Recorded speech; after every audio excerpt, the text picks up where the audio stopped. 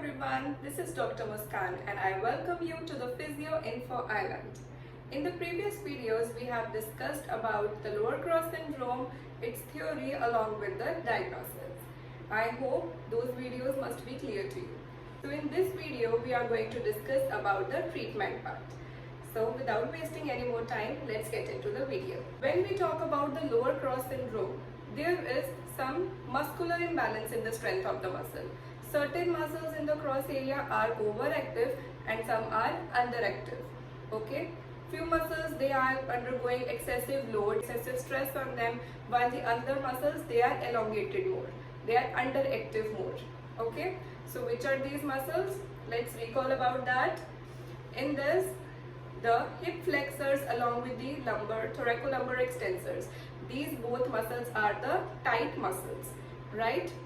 And the core muscles, which are the abdominal muscles, along with that the gluteal muscles. These both muscles are the weak muscles, right? This side of the cross, this line of the cross, these both muscles are weak. They are underactive. While this cross, this line for the cross, these both muscles are the tight. Okay?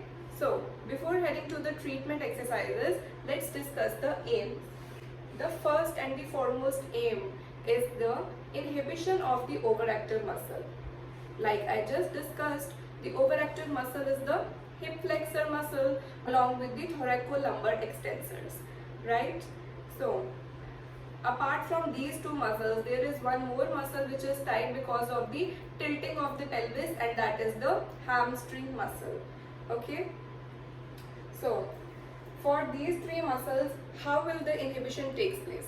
The inhibition will take place by releasing these muscles, by stretching these muscles. So here are the few exercises which the patient can perform itself. These are the self exercises so that it would be easy for the patients as well as the students to demonstrate them to the patient.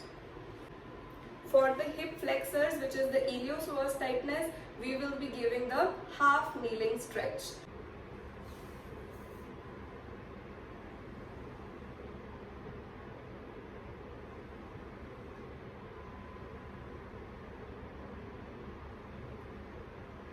Okay, for the thoracolumbar extensors, for the quadratus lumborum and the multifidus erector spinae, their tightness, patient can perform child's pose stretch.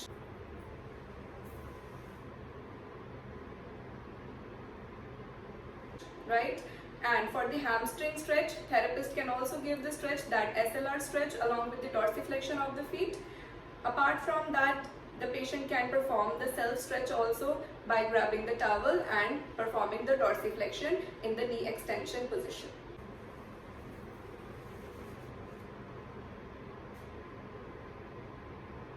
So after relaxing and lengthening of the tight musculature, we'll come to the activation of the weak muscles, right? So the weak muscles are the gluteal muscles as well as the deep core stabilizers. Okay, these are the abdominal muscles. So we have to train the patient in order to perform these activities so that these muscles can strengthen and perform their function optimally. Patient can perform glute bridges.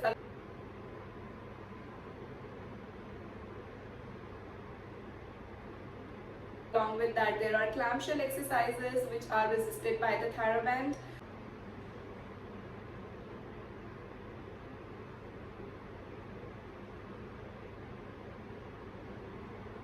Along with that, the patient can perform the back leg pause.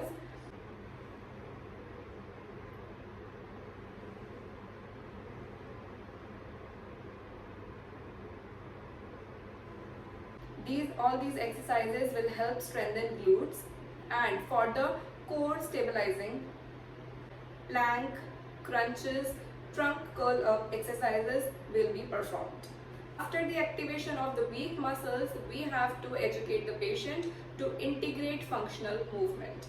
What does that mean? We have to train patient in order to have the pelvis in the correct position, in the properly aligned position while performing the dynamic movements, the activities of the daily life. Along with that, the patient have to take care of its posture, right? In order to do that, we have to train the patient to perform walk with posterior pelvic tilt, step up, step down with the proper pelvic alignment that the patient have to keep in mind while performing the dynamic movements. Okay, along with that, the patient can perform single leg squat, which is the progression of this activity. After gaining enough strength, you can move to lunges with weights, so that the patient can gain strength along with the correction of the pelvic alignment. Apart from these exercises, the patient also feels pain because of the excessive lordotic curve and the interior pelvic tilting. There is a lot of pain which is experienced by the patient in this lower cross syndrome condition. Okay, so in order to help the patient, we can educate them to lie down in the 90-90 hip and knee 90 degrees position and have hot fomentation in the low back area. Okay, they can have a hot pack on the low back area along with the leg positioning in the 90-90 position. Apart from that, foam rolling in the area of hip flexors, tight hip flexors, that is the iliopsoas and the quadricep muscles, will also help release these muscles.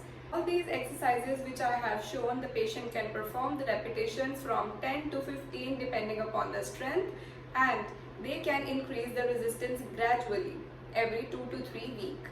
Okay, along with that, in order to increase the resistance, they can challenge themselves to functional movements, right? If they are able to perform step up and step down, they can move forward towards the lunges. If they are able to perform lunges, then they can use weights along with that. Okay, so in this way we have to curate their treatment protocol to treat lower cross syndrome. I hope you got my points and the exercises must be clear to you now.